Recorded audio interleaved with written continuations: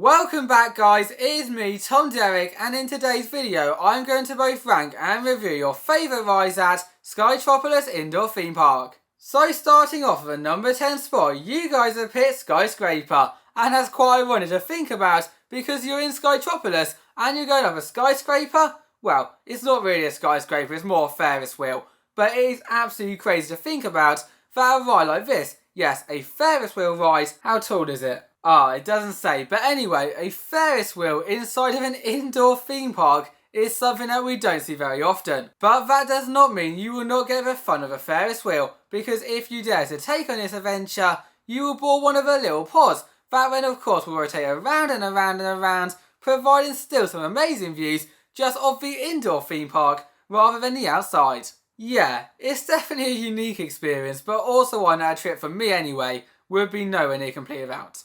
Well, we thought the Skyscraper Ferris wheel was high, we have now got Space Cadets, and do not worry guys, you will not be going into space in this one, but it will sure feel like it, Cadets, with as soon as you've taken your seat in the UFO, which for anyone who does not know, UFO stands for Unidentified Flying Object, which this definitely is. You will begin to spin around and around and around without taking off.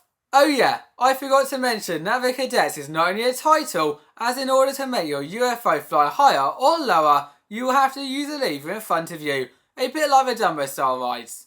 There is no doubt that some people are scared to go in a hot air balloon, and I have never been one of those personally, but after seeing this ride right here, Balloon Race, I might change my mind because this is no ordinary hot air balloon ride.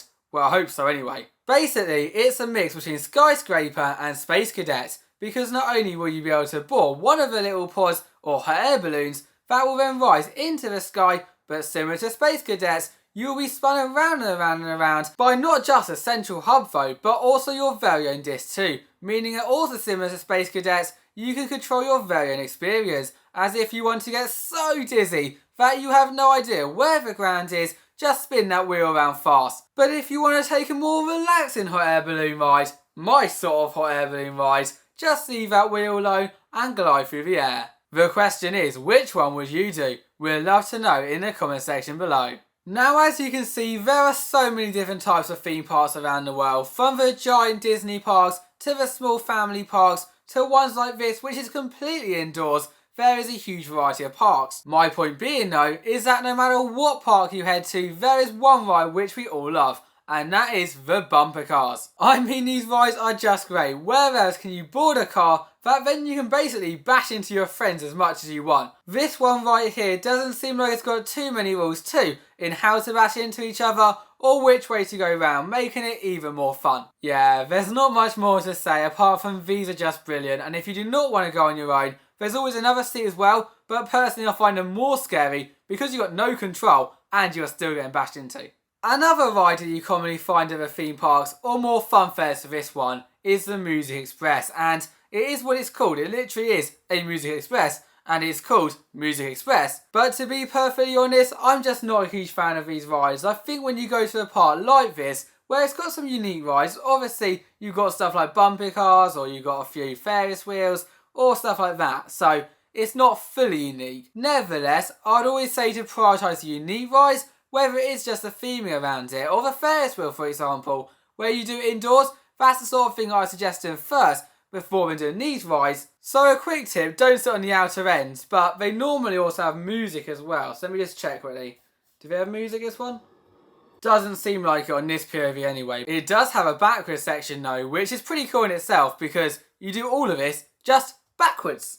Now as much as I love the indoor theme parks, especially when it's raining, there are certain attractions that just don't work, and whilst they were able to fit a Ferris wheel in here, which is pretty impressive in itself, obviously they cannot add a 200-foot drop tower, but what they have done is basically reduce the size of the tower to fit it in the building, but just made the experience a lot more thrilling. Because on this drop tower style attraction, you and everyone else around the circle will be lifted up to the top before then dropped, bounced, lifted, dropped, bounced, dropped. You get the drill. Basically, once you have gone up and dropped, you will not be stopping. You'll be doing loads more. So for that reason, I think it is top 5 worthy. Is it better than the main drop towers? Personally, I'd say it wouldn't. But if you are scared of heights, then definitely. But it's just a good fun ride.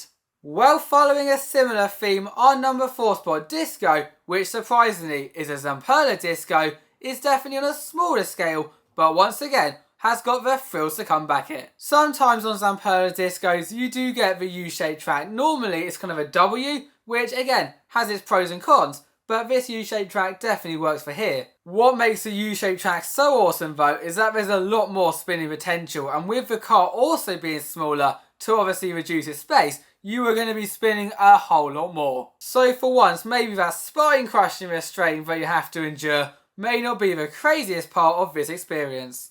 Now, before I started expanding our theme park top 10s to go to parks abroad, we saw very few of these rides, not just in the UK, but also in the US too. It just didn't seem to have many of them. And I think the reason for that is because this ride right here, Power Surge, is just too crazy. I'm not joking, I would be nervous to do this ride. You basically board a little gondola. Now this little gondola is quite clever because it can freely flip upside down as much as it so pleases. So when that gondola is then spun around by a central hub that is then also lifted, tilted and then rotated by another arm, you get the drill, you're going to flip upside down a lot.